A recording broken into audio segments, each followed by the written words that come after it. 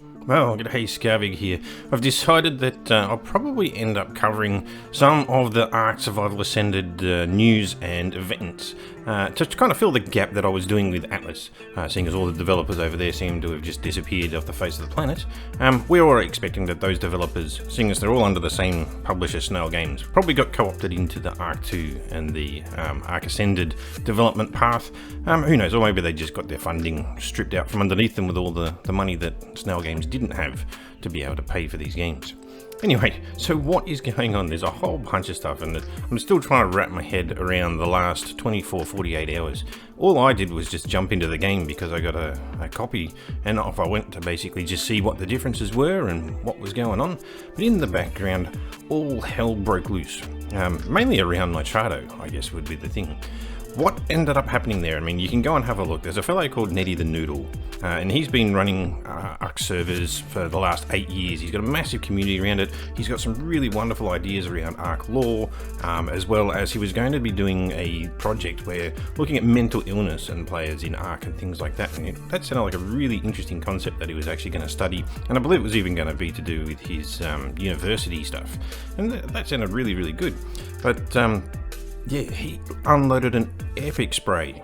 You can go and have a look at his video where he just rants at the management of Wildcard, Snail Games and Nitrado for all of the junk that they've just unloaded on everyone. And it looks like this morning when I woke up it's all going to possibly disappear, but we'll see. We'll see. I don't think it's going to be that simple.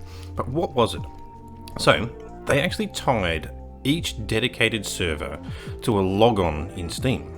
And so what that actually means in the long run is that every time you want to create a new dedicated server for Ark, especially if you want to run a cluster, for example, you have to buy the game for each individual dedicated server installation.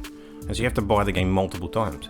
And so in effect, you know, you're buying the game. And the other thing, what was it? Was if you wanted to be able to run the server, you're using your login. And then if you wanted to play, when you start your server, it would pre-authenticate that logon, which used as that logon. And so if you've got your server separate to your client, you launch your client, try and log in, it would basically go, oh, sorry, you're actually running Steam on a different machine. And so as a result, you couldn't actually jump in on your own logon and run a server. There were workarounds where you could actually kick the user after the server had started. You could actually kick the user off and the server would stay live. And, you know, you got around it that way. But, you know, they're workarounds. They're not really the way that things should be. But yeah, I wake up this morning and Tia's basically posted that, and I saw these patch notes. I didn't really understand what it meant, but Steam have removed the DRM for the dedicated server, and it means that most likely now when you launch your server it will be done via the anonymous connection to Steam rather than providing your own credentials to basically launch it, which completely removes that requirement, and all of a sudden you should be able to create your clusters again. There's now an agreement in place where you will not use it for commercial purposes, because the whole point of all of this is Nitrado have an exclusive right over the commercial aspect of the dedicated servers. And so if you run your own private clusters, you're not allowed to make money beyond taking tips, which will basically cover your operational costs. Apparently, that part of the agreement is if you make more money than your operational costs, then you're falling foul of the exclusivity agreement. It's all just weird. You know, and that's the fun stuff that I basically woke up to this morning. I already kind of knew about it last night when I saw it all just unfolding, but in my usual way, I'm just a dad at home who plays these games and shares my fun gameplay experiences, so I don't get to cover all of this stuff in real time. But my goodness, did it unload. And yeah, I'm still catching up, and I'll find out where everybody else is at probably fairly soon. But I will still try and cover this sort of thing. There's a little bit more that I'm going to go into in a moment. And so what other news kind of went on? Well, it's not quite a community crunch, but they did put a post up on the official Survive the Ark forum, so you can go over there and read it. But what it basically boils down to is that they are quite well aware, and they really kind of knew that day one was going to be an absolute mess. And I kind of knew that too. Everyone knew that Ark's releases always go in a fun way. And they sort of, you know, they put it out there, everybody loaded in, and everything just started breaking. Left, right and centre. Servers were crashing and they could barely keep them up. On their side, they basically worked hard. They were basically pushing, trying to get things actually running, and they talk about how they eliminated 95% of the reasons why the servers were crashing. But the key thing that I took out of their little thing there is that they knew it was coming. They were aware that, you know, once you put several thousand people into the mix, it was always going to be better than their Q&A could ever basically provide, so on and so forth. But then they talk about that and how that they're actually going to try and put a PTR branch of the game up. And so you have to ask yourself the question, it's like, I realise in my mind that it's most likely, you know, I'm saying most likely that they were pushed to release earlier than what they wanted to. You know, there's deadlines that were in place with Snail Games and their funding arrangements with Nitrado. And so they probably had to rush this out the door and actually get it working. And so they were always going to be in this chaos for that first 24 hours, trying to get everything actually working when they weren't actually ready for it. But ideally, what should have happened is this said PTR branch that they're actually talking about should have come first. Right? They should have had a select bunch of people who could have actually gone in, or it could have even been that before they actually put the live servers out there, they basically released as a PTR and let people just go nuts and break the absolute crap out of it. They could have brought it down after a day, researched all the issues that they actually had, put it all back in, and then launched the actual beginning. But I know that the community may or may not take that kind of thing well, who knows?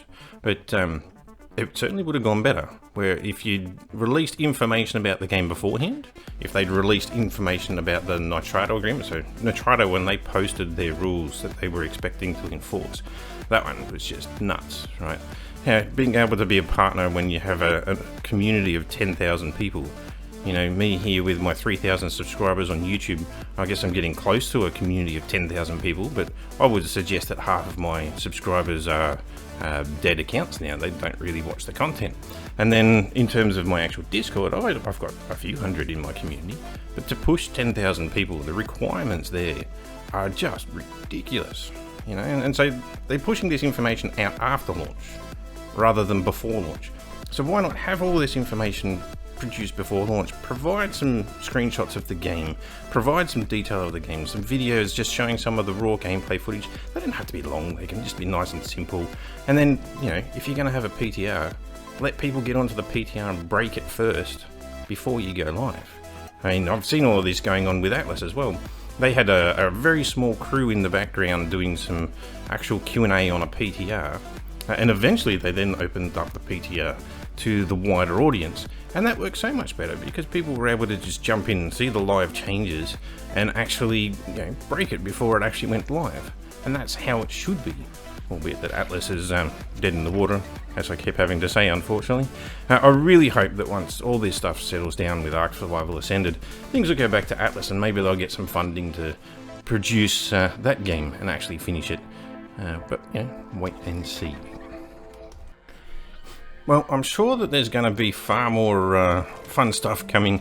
You know, this first 24 hours might have been the rockiest part of it, but I don't doubt that the drama that Ark will encourage will certainly rage on for some time to come. This whole exclusivity agreement with Nitrado is probably the most horrific thing they could have ever entered into, and I realise that it's not the development side of things, it's not Ark's choice, it's management's choice. You know, the management at Wildcard, the people at the very top end, and it's going to be Snail Games with their quest for money, and Nitrado. You can't blame Nitrado too much. I mean, they're obviously a greedy corporation, and you know, I personally don't like Nitrado. The few people in my own community that have interfaced with Nitrado, the customer service is terrible. Obviously, if you get a working system, that's great. You know, fine, off you go. But the horror stories that come out are truly terrible. So, yeah. Gosh, I'm ranting. Anyway, we should wrap things up there. I'm going to try and produce some more videos coming up. The next one that I really want to do, and I think I've already got it mostly recorded, is I discovered some of the old ini file changes that I did still work in Ark Survival Ascended, which means that I'll be able to recreate how I did my taming and my stack sizes without using any mods. So look out for that video coming up soon. Feel free to leave in the comments any other wild and wonderful things that you've discovered about Ark Survival Ascended and the back-end experience. Otherwise, I'd love to hear not just the negative. Like, if you've got some counter stuff to all of this sort of stuff, and you've got some positive things, leave a comment about that sort of stuff too. It doesn't all have to be about the drama and negativity, because at the end of the day, you know, I jumped in, and my first experience I spent 4 hours in the start bay and barely even left. There was that much interesting stuff to look at, to discover and learn the game and see what they're actually coming up with going forward. So there is always a silver lining to that dark cloud that's looming overhead, and hopefully they'll sort this stuff out.